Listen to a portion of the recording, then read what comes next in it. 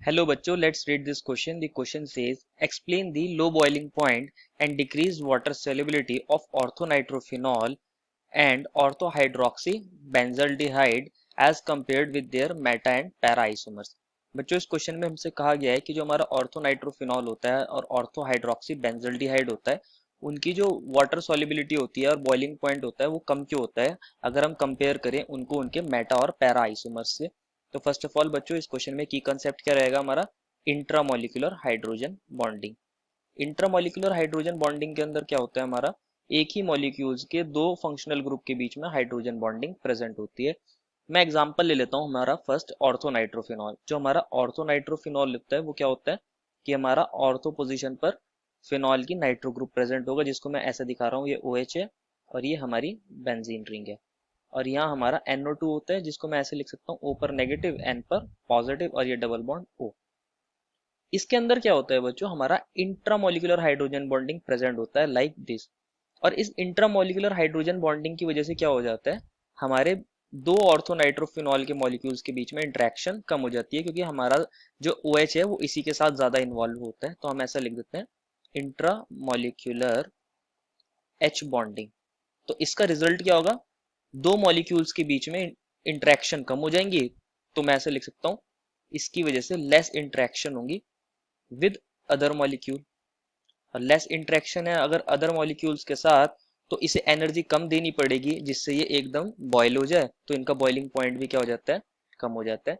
तो यही रीजन है इसकी बॉइलिंग पॉइंट कम होने का।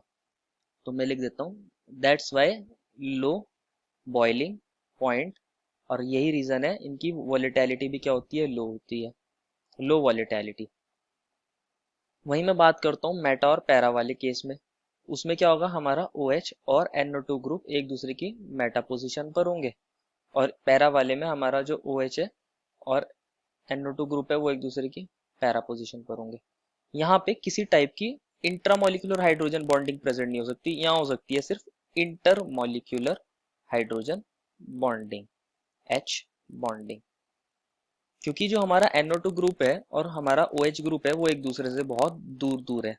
दूर दूर होने की वजह से क्या होगा इनके बीच में तो इंट्रैक्शन कम हो जाएगी लेकिन अगर कोई दूसरा मॉलिक्यूल प्रेजेंट होगा तो वो इस OH के साथ इंटरेक्ट कर सकता है लाइक दिस। सिमिलरली अगर मैं पैरा वाले के केस की बात करूं तो यहाँ पर भी इंटरेक्शन हो सकती है लाइक दिस। ये हमारा एक और पैरानाइट्रोफिनॉल का मॉलिक्यूल है। तो इनके केस में क्या होगी इंटरमोलिकुलर हाइड्रोजन बॉन्डिंग और इंटरमोलिकुलर हाइड्रोजन बॉन्डिंग की वजह से इनको एनर्जी ज्यादा देनी पड़ेगी तो इनका बॉइलिंग पॉइंट भी क्या हो जाएगा ज्यादा हो जाएगा, बॉइलिंग पॉइंट हाई हो जाएगा।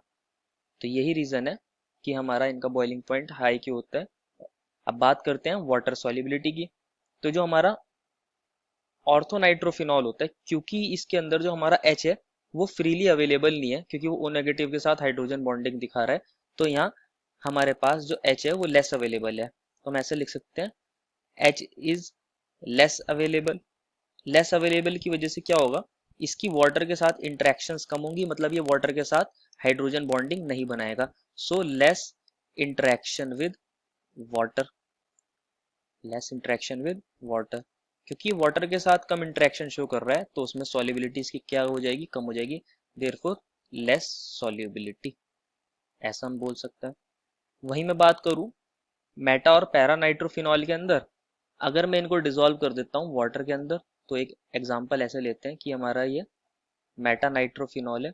तो यहाँ तो हमारे पास इंट्रामोलिकुलर हाइड्रोजन बॉन्डिंग नहीं होती तो हमारा H फ्री है।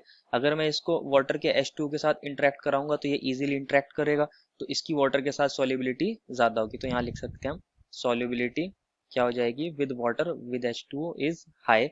सिमिलरली हमारा पैरानाइट्रोफिनॉल के अंदर भी हाई हो जाएगी, यहाँ पर भी सेम रीजन रहेगा। तो हमारा ऑर्थोनाइट्रोफिनॉल का तो हमें पता चल गया कि इसका मेटा और पैरा आइसोमर से वाटर सॉल्युबिलिटी और बॉइलिंग पॉइंट कम क्यों होता है। सिमिलर रीजन आ जाएगा हमारा ऑर्थोहाइड्रोक्सी बेंजल्डिहाइड के साथ जिसको हम बोलते हैं सैलिसल्डिहाइड।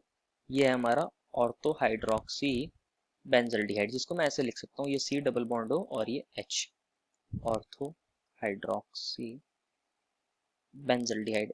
इसके अंदर भी बच्चों क्या होता है हाइड्रोजन बॉन्डिंग होती है इंट्रामोलिकुलर। और इंट्रामोलिकुलर हाइड्रोजन बॉन्डिंग की वजह से क्या होगा हमारा ये H इस ऑक्सीजन से बाउंड रहेगा, तो ये H लेस अवेलेबल होगा फ्रीली, तो वाटर में इसकी सॉल्युबिलिटी कम हो जाएगी, तो हम इसलिए बोल सकते हैं ये भी लेस सॉल्युबल होगा इन वाटर।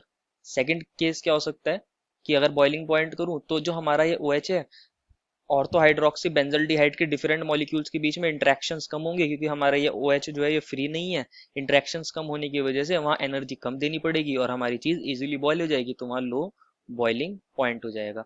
लेकिन वही मैं बात करता हूँ मेटा और पैरा आइसोमर्स की, तो अगेन मेटा और पैरा आइसोमर्स में कौन सी बॉन्डिंग प्रेजेंट होगी? Intermolecular hydrogen bonding.